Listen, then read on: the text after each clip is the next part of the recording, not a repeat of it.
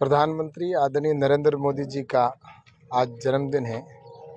इस अवसर पर भारतीय जनता पार्टी ने सेवा पखवाड़े के रूप में प्रारंभ किया है, जिसमें हमारे राजस्थान में जो गौ माता के अंदर जो लंपी नाम की बीमारी आई है, जिसकी वजह से कई गायें मर चुकी है। आज का दिन हमने गौ माता के नाम प्रधानमंत्री जी के लिए किया है।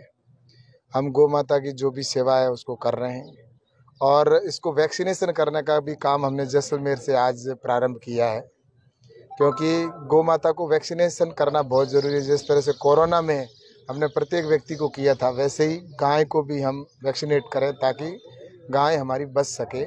इसको लेकर प्रधानमंत्री जी ने सभी सरकारों को कहा है कि सब जगह वैक्सीनेशन हो जाए, लेकिन उसके बावजूद भी राजस्थान के अंदर इस बात को लेकर गंभीरता नहीं दिखा रही है सरकार। और पुरुषोत्तम रूपाला जी हमारे पशुपालन मंत्री है केंद्रीय, वो लंपी बीमारी आने से पहले ही जयपुर आ गए थे। उनको पता था कि ये बीमारी जैसे कि वहाँ पर से दिख रहा था कि आने वाली है, क्योंकि गुजरात से कुछ इधर आने वाली लग रही थी। तो उन्होंने राजस्थान की सरकार को चेता दिया था, मीटिंग की थी यहाँ कर, और राजस्थान सरकार को बिना कोई उनके सूचना के वो उन्होंने कि आप आइए, लेकिन उसके बावजूद भी पहल करते हुए वहाँ पर मंत्री जी आए और उन्होंने कहा कि जो भी भारत सरकार के सहयोग की अपेक्षा करते हैं वो भारत सरकार से आपको सहयोग मिलेगा। लेकिन उन्होंने उस समय कहा कि हमारे को 5 करोड़ रुपए की व्यवस्था की जाए, केंद्र सरकार करती है तो हम तुरंत इसको काम को आगे बढ़ाएंगे। लेकिन उस समय भारत सरकार की ओर से 8 करोड़ रुपए ऑलरेडी राजस्थान सरकार को दिए हुए थे, लेकिन वो पैसा उन्होंने खर्च नहीं किया और इस बात का इंतजार करते रहे कि ये बीमारी भयंकर विकराल रूप ले, उसके बाद में हम खर्चा करें। और उसका परिणाम ये रहा कि वो पैसा उन्होंने खर्च राजस्थान की सरकार ने किया नहीं और लाखों गायें यहाँ पर मर गई। और इसके अंदर अशोक जी गहलोत है, वो पॉलिटिक्स करते रहे कि इसको महामारी घोषित किया जाए। मेरा ये पूछना है कि महामारी घोषित होने पर भी भारत सरकार पैसा देती है और आज भी भारत सरकार पैसा दे रही है और पहले भी भारत सरकार ने एडवांस में पैसा दे रखा था, लेकिन इसमें पॉलिटिक्स नहीं करते तो हम गौ माता को बचा पाते। आज लगभग जैसा कि लगभग 65,000 वैक्सीनेशन के जो टीके वो राज्य सरकार को पहुंचा दिए गए हैं। उन्होंने अब डिमांड की है कि हमारे को चाहिए, तब भी उन्होंने फ्री आकर और व्यवस्था की गई, लेकिन अभी भी वैक्सीनेशन का काम प्रारंभ नहीं किया गया। आज जैसलमेर के अंदर हमने विशेष प्रारंभ किया है कि जो भी गए हैं उनको हम वैक्सीनेट करें। और मुझे लगता है कि जिस तरह से राजस्थान की सरकार ने गायों को लेकर पॉलिटिक्स की है, तो मुझे लगता है कि ये गायों का पाप इनको ले डूबेगा सर, क्योंकि गौ माता का जो पाप है वो कभी माफ़ नहीं करता। इस सरकार को भी जाना पड़ेगा और सरकार के साथ में आने वाले समय में ये जो पाप है इसका पता नहीं कहाँ इनको भुगतना पड़ेगा। इसलिए मुझे लगता है कि ये पॉलिटिक्स ना करे और भारत सरकार से जो भी सहयोग है वो निश्चित रूप से पैसा देने के लिए तैयार है। आगे इनको और ज़रूरत है, जबकि हमने दे रखा है। फिर भी ज़रूरत हो तो आप मांग करिए, डिमांड करिए, लेकिन गौ माता को बचाना है, उनको टीका लगाना बहुत ज़रूरी है, वैक्सीनेट करना बहुत ज़रूरी है। और इसके लिए पॉलिटिक्स को छोड़ के और अशोक जी गहलोत और राजस्थान सरकार से मेरा यही कहना है कि तुरंत प्रभाव से इन गौ माता को बचाएं। सर, गौ सेवा आयोग यहीं से आते हैं। बाड़मेर विधानसभा में गोवंश का हाल बहुत दयनीय है। शमशान घाट है, वहाँ पे एक बाड़ीबंदी करके आवारा पशुओं को एकत्रित किया गया, जहाँ शुद्ध बुद्ध लेने वाला कोई नहीं, यहाँ तक कि कोई उनको नोच कर खा रहे हैं जीवित गोवंश को। मैंने कहा ना कि कांग्रेस का और गौ माता से कोई लेना देना नहीं है।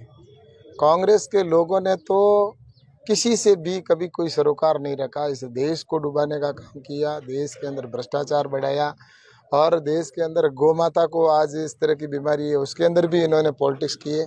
और यहाँ के गौ सेवा आयोग के अध्यक्ष होते हुए भी यहाँ पर गायों की ये दुर्दशा है कि सड़कों के ऊपर गौ माता घूम रही है और गौशालाओं के अंदर उनको अनुदान समय पर नहीं मिल रहा है।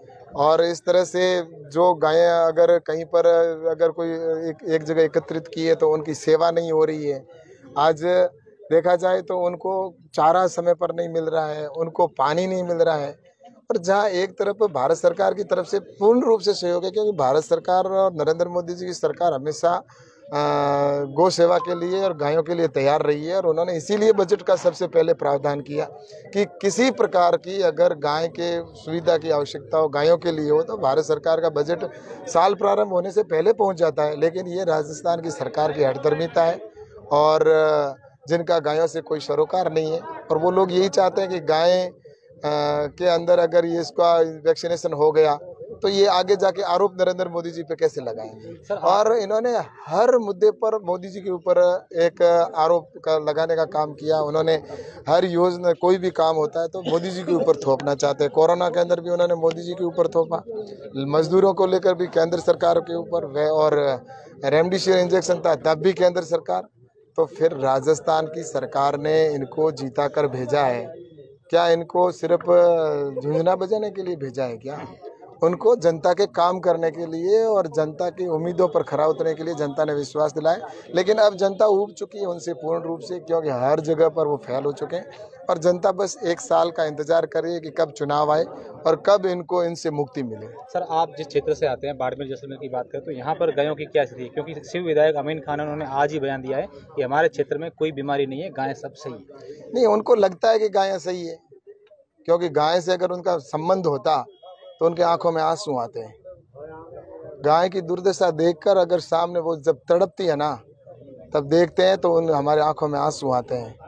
आज चाहे कोई भी यहाँ पर कांग्रेस के अंदर, चाहे विधायक हो, चाहे आयोग के अध्यक्ष हो, या कोई भी सरकार, यहाँ की राज्य सरकार हो, उनको गायों के प्रति कोई दया नहीं है, कोई उनकी इतनी इच्छा शक्ति नहीं है। और इसी का परिणाम है कि वो लोग कह रहे हैं कि गायों के अंदर बीमारी नहीं है। मैं खुद गया हूँ, मैं गौशालाओं के अंदर, आज मेरा कम से कम 15 गौशालाओं में जाना हुआ है और लगभग कई गांवों के अंदर भी 1-2 गांवों में भी गया जहां पर गायें इस तरह से लंपी के बीमारी से ग्रसित है। और इसीलिए हमने टीके का काम प्रारंभ किया है। आज मैंने स्वयं ने प्रारंभ करवाया प्रधानमंत्री जी के जन्मदिन के अवसर पर कि गायें वैक्सीनेट हो जाए, और प्रधानमंत्री जी भी यही चाहते हैं कि पूरे देश की सभी गायें वैक्सीनेट हो जाए ताकि गायों को हम बचा सकें। सर, देश में 72 साल बाद जीते आए 8 जीते, कितनी बड़ी सौगात है प्रधानमंत्री जी ने। मैंने कहा ना कि प्रधानमंत्री आदरणीय नरेंद्र मोदी जी के नेतृत्व में सरकार जो काम कर रही है, वो तो आप अभी तक जो काम हुए वो तो एक सैंपल है।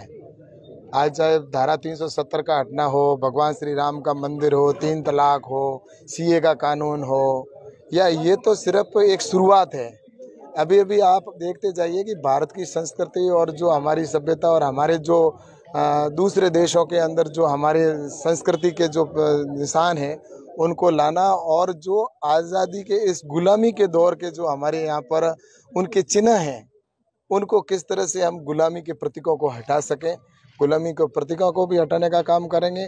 और हमारे को गर्व जिस पर संस्कृति पर होता है, वो अगर किसी भी देश में, तो उसको संस्कृति को और आगे बढ़ाने का काम नरेंद्र मोदी जी के नेतृत्व में आने वाले कल के अंदर होगा। और अभी तो आज़ादी का अमृत महोत्सव मनाया है, आज़ादी का अमृत काल इससे भी बहुत अच्छा होगा।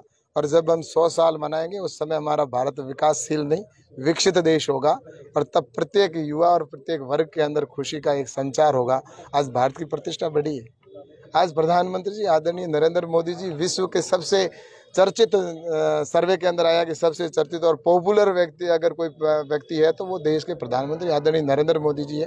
तो इसके पीछे कारण ये है कि उनके काम बोलते हैं, उनके सेवा बोलती है, और इसीलिए आज वो विश्व के चर्चित व्यक्ति है। और इसीलिए हम सब पूरा देश आज जन्मदिन के ऊपर उनको बधाई दे रहा है और उनसे ये अपेक्षा करता है कि आज़ादी का जब हम 100 वर्ष पूरे मनाएंगे तो उस समय हमारा देश विकासशील नहीं, विकसित देश होगा। सर, बाड़मेर में बजरी की क्या कमेंट है? मैंने कहना है इस विषय पर कि इसमें बजरी के माफिया नहीं, हर क्षेत्र में सरकार है वो माफियाओं का राज बना हुआ है। पूरा प्रदेश जो राजस्थान है वो गुंडों का राज बना हुआ है।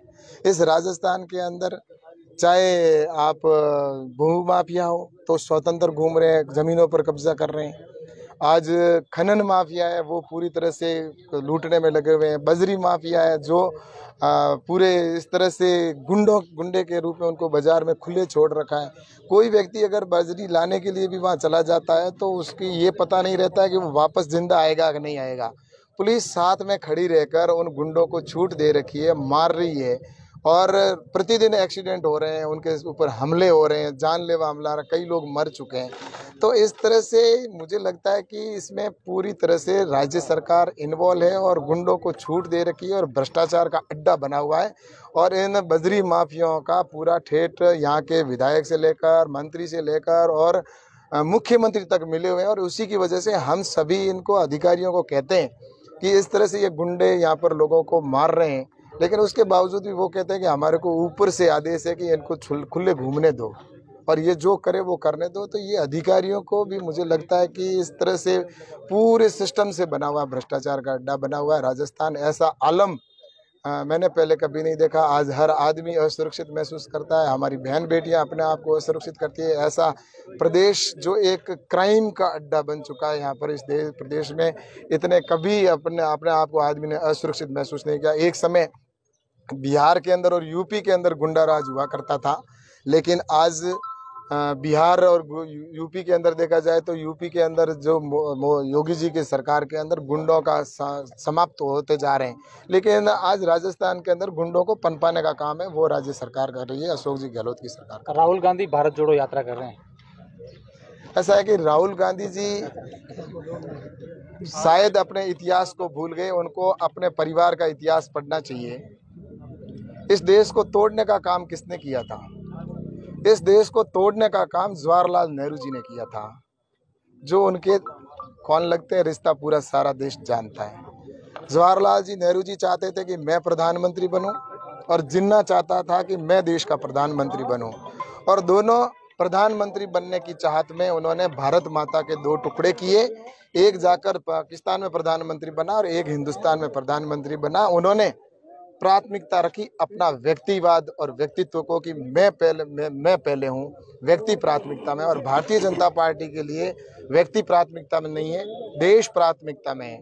इसलिए हमारे कार्यकर्ता पहले देश को देखते हैं, फिर पार्टी और उसके बाद में व्यक्ति। इसलिए मेरा राहुल गांधी जी से यह कहना है कि वो देश जोड़ने की बात तो छोड़े, उन्होंने देश को तोड़ा है, इसके लिए पूरे देश से वो माफ़ी मांगे। उनके पूर्वजों ने इस देश को तोड़ने का काम एक पाप किया है, जिसकी वजह से पूरे देश के अंदर उस समय 1947 में कितने लोगों की जानें गई, कितने लोगों के कत्ले आम हुआ। उनके सजा अगर गुनहगार कोई है तो उनके पूर्वज हैं, जिसकी वजह से भारत माता के दो टुकड़े हुए थे। इसलिए वो जोड़ने की बात छोड़े, उनको अगर जोड़ना ही है तो देश जोड़ने की बात छोड़ के और अपनी पार्टी को जोड़ने का काम करें। उनकी पार्टी बिखरी हुई है और समापन की ओर जा रही है, इसको जोड़ना है तो वो अपनी पार्टी को जोड़े। देश जोड़ना है, देश तो ऑलरेडी जुड़ा हुआ है। जो आवश्यकता होगी, अगर सीमाएं हमारी आज भी सुरक्षित है और अगर कहीं पर भी हमारे को अगर सीमा के ऊपर जाकर हमारा जहाँ अधिकार है वहाँ पर जाना है, तो हमारे प्रधानमंत्री जी नरेंद्र मोदी जी उसकी चिंता कर रहे हैं। पार्टी मजबूत करने के लिए अशोक गहलोत को राष्ट्रीय अध्यक्ष बनाया जा रहा है, ये भी चर्चा है। ऐसा है कि वो उनके पार्टी का अंदरूनी विषय है और उस अंदरूनी विषय में चाहे वो पार्टी के राष्ट्रीय अध्यक्ष बने, चाहे राहुल गांधी जी बने या कोई भी बने, उनके आखिर भले कोई भी बने। वहाँ प्रधानमंत्री भी तो मनमोहन सिंह जी बने थे, लेकिन मनमोहन सिंह जी 10 साल तक जैसे मूक बधिर होते हैं वैसे वो एक तरह से देखते रहे कि कैसे सरकार चलती है। और सोनिया गांधी जी ही सरकार चलाते थे, राहुल गांधी सरकार चलाते थे, मनमोहन सिंह जी तो मौनी बाबा की तरह थे। इसलिए अब अशोक जी गहलोत जी को लगता है कि मुझे मौनी बाबा बनना है, तो इस समय अगर वो राष्ट्रीय अध्यक्ष बनेंगे तो पूरा देश जानता है कि वो भी कठपुतली ही बनेंगे और आखिर में उनकी सरकार संगठन जो चलाने का काम है वो सोनिया गांधी और राहुल गांधी करेंगे। ये मुझे स्पष्ट लगता है, लेकिन अब वो उनके अंदरूनी पार्टी का मामला है। इसके लिए मैं ज़्यादा इस विषय पर यही कहूँगा कि ये उनके मामले को वो खुद सुलटाए, वे अपनी पार्टी को जोड़ने का काम करें तो बेहतर है। सर, किसानों को फसली जो क्लेम है वो नहीं मिल रहा है और जो अनुदान है वो भी नहीं मिल रहा है, तो इसके बारे में क्या कहें? ऐसा है कि बाड़मेर जिले के अंदर और जैसलमेर के किसानों को जो नुकसान हुआ है उसका क्लेम मिले, इसके लिए मैं प्रयासरत हूँ। और राजस्थान की सरकार ने यहाँ से जो गिरदावरी रिपोर्ट बनाकर भारत सरकार को भेजनी थी वो भेजी नहीं, और उसके बाद में कंपनी के साथ में उनका विवाद करके और उसके बाद में उसको सेटलमेंट के लिए कहा गया है। तो उसके लिए हमने जो सर्वे होना चाहिए था वो सर्वे करवा के उनको रिपोर्ट राजस्थान की सरकार को दे दी है। अब राज्य सरकार के गेंद पाले में है कि वो किसानों को तुरंत प्रभाव से क्लेम दे, ताकि बाड़मेर जिले के और जैसलमेर के किसानों को क्लेम मिल सके। और मुझे लगता है कि ये राज्य सरकार की जिम्मेवारी है कि तुरंत प्रभाव से वो रिपोर्ट बनाकर भारत सरकार को भेजे, ताकि भारत सरकार जितनी भी अगर किसानों की जो बाड़मेर जिले और जैसलमेर के जिले के किसानों का क्लेम बाकी है, भारत सरकार के पास में आने के बाद हम एक दिन भी नहीं रोकेंगे। लेकिन इसके बावजूद भी अशोक गहलोत जी इसमें पॉलिटिक्स कर रहे हैं, यहाँ के लोकल नेता भी इसमें पॉलिटिक्स करना चाह रहे हैं। यहाँ के जो बाड़मेर और जैसलमेर के जो कांग्रेस के लोकल नेता वो भी नहीं चाहते कि यहाँ के किसानों को क्लेम मिले।